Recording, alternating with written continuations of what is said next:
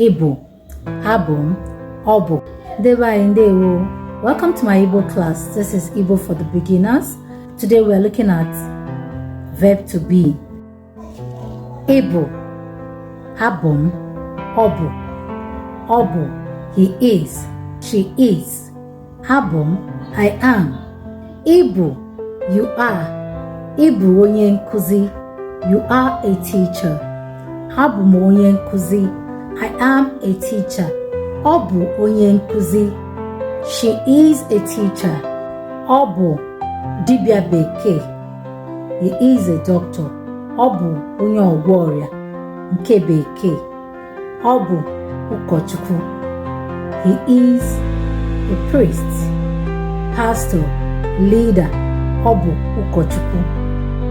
Now, in plural form, anyị bụ ụmụ akwụkwọ.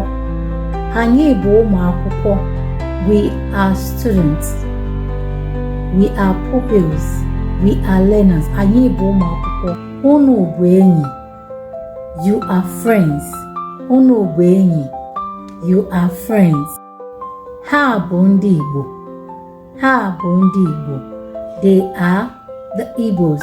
They are Igbo people. Anyị bụ ndị Igbo. Anyị bụ ndị Igbo. We are Igbo people. Ịbụ onye Igbo. Ịbụ onye Igbo. You are an Igbo person. Ịbụ onye Igbo. Ọ bụ onye Igbo. Ọ bụ onye Igbo. He is an Igbo person. She is an Igbo person.